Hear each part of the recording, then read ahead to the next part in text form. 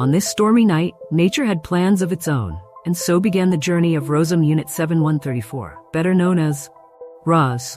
The ocean had delivered her here to the shore of a wild island, and this island was about to meet its newest resident. Her eyes blink on, glowing softly. Slowly she sits up, head turning side to side, analyzing the landscape. Where am I? Roz was no ordinary machine. She was equipped with intelligence, with curiosity. But one thing she wasn't equipped for was the wild. Roz clumsily stands up, wobbling as her legs adjust to the uneven terrain. She takes a step, falters, and crashes face first into the sand. Error. Terrain unstable. She pushes herself up, this time more cautiously, and surveys the beach. A curious sea otter waddles up to her, sniffing her metallic leg. Hello. The sea otter, startled, darts away. Goodbye. Roz's head tilts in confusion. The wild didn't know what to make of Roz, and Roz didn't know what to make of the wild. But their story was about to get a lot more interesting. Roz approaches the dense forest, staring into the maze of trees. Her sensors scan the towering canopy above. Objective. Find shelter. She steps cautiously into the forest. Her metal feet crunch on the leaves. Every sound, birds, wind, distant animal calls, seems to echo unnervingly.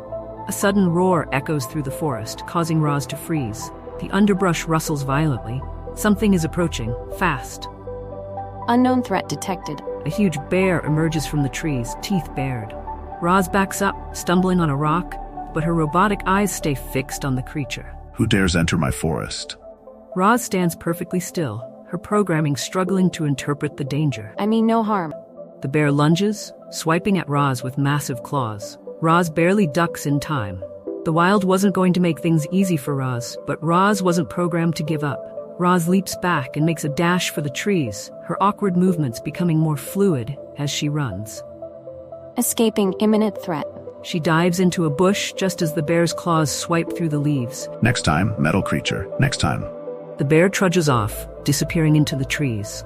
Roz emerges from the bush. Survived first encounter. Continuing mission. Roz had survived, but her adventure had only just begun. For a creature built of circuits and steel, the wild was an alien world, a place where mistakes were punished and nothing came easy. Roz, covered in leaves and dirt, trudges awkwardly through the clearing, her metal body clanking with each step.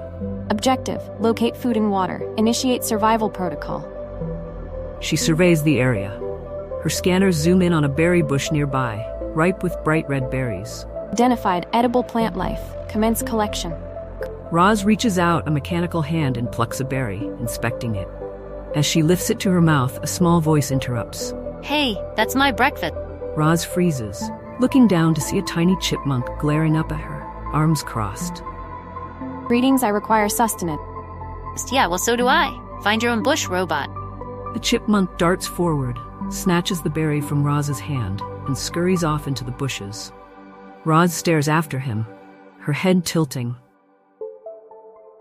Unable to negotiate. Locating alternative food source. Roz wasn't just learning about survival, she was learning about the creatures who ruled this untamed land. Roz approaches a gently babbling stream, her scanners detecting the water source. She kneels by the water's edge, dipping a hand into the cool, clear liquid. Potable.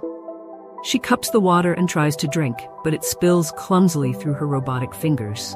The simplest things, eating, drinking, moving, became trials for the robot, who was never designed for this world. Suddenly, rustling comes from a nearby bush. Roz stands alert. From the underbrush, a group of curious animals emerges. Deer, raccoons, and a few rabbits, all staring wide-eyed at Roz. They've never seen anything like her. What is it? A weird-looking tree?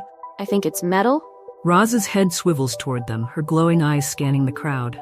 Greetings. I am Roz. I come in peace. The animals stare in silence for a beat. Then a young rabbit hops forward, his nose twitching. You're funny. Roz pauses as if processing the statement. Clarify. Funny? You're all shiny. The other animals begin to murmur excitedly. Shiny, but not very smart. The raccoon waddles up to Roz, sniffing at her feet. He gives her leg a quick tap with his paw and then recoils in surprise. It's cold. Roz's head tilts curiously. My outer shell is composed of a titanium alloy designed for durability. The animals exchange confused glances. What's titanium? Roz pauses, her mind clearly calculating how to respond. The animals lean forward expectantly, Titanium, a strong lightweight metal often used in advanced machinery. Alloy, a combination of Boring. Roz's eyes blinked twice, registering the raccoon's disinterest.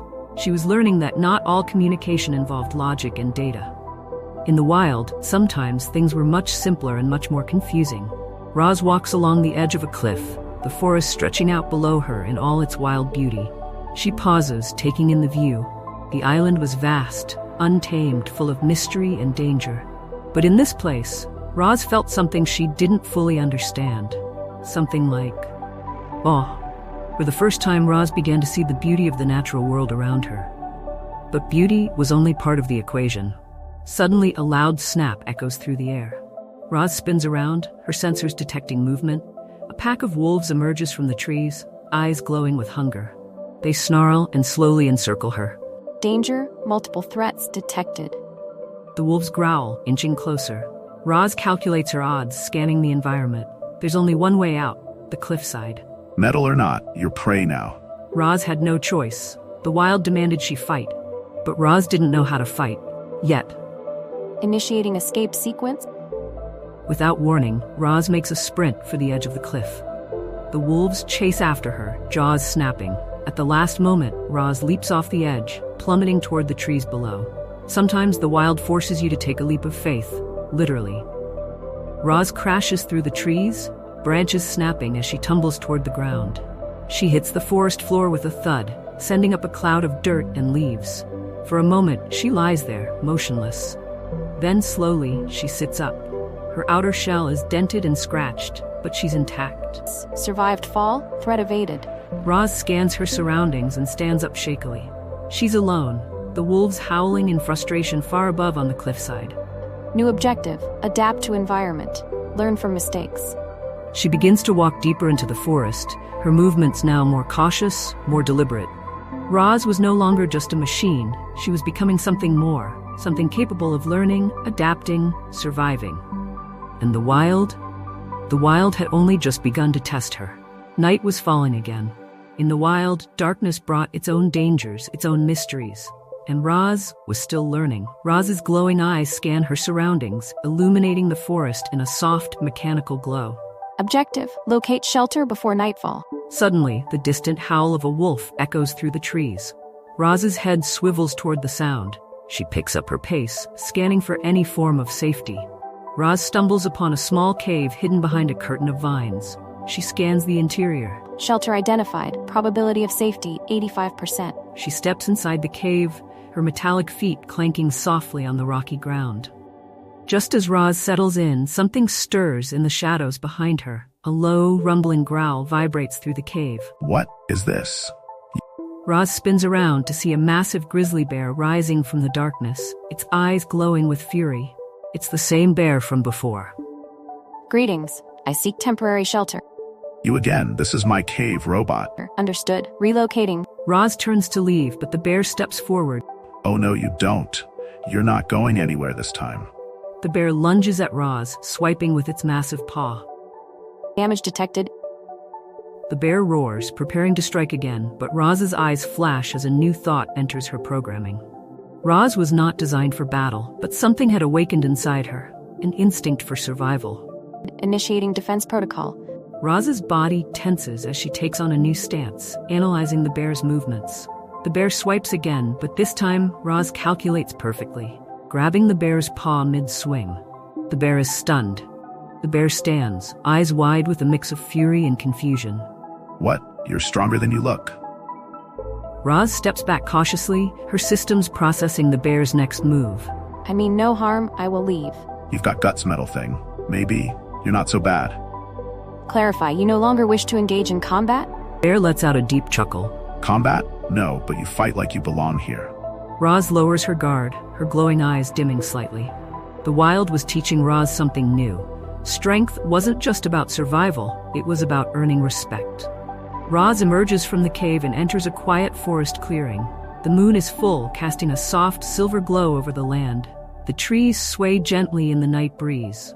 Roz takes in the stillness of the night, her mechanical senses becoming more attuned to the world around her. Suddenly, a soft rustling catches her attention.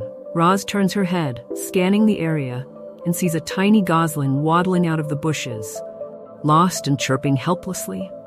Mama? Mama? Roz watches, her eyes narrowing slightly. Baby goose detected. No guardian present. The gosling follows Roz as she walks the forest path. I'm scared. Do not fear, you are safe. In the midst of danger, Roz was discovering something she hadn't been programmed to understand: compassion. Are you my mama now? Roz's eye flicker as she processes the question. I am not your mother, but I will protect you. The gosling chirps happily. Roz looks down at the small creature, her mechanical mind working through this new situation. New objective, care for gosling.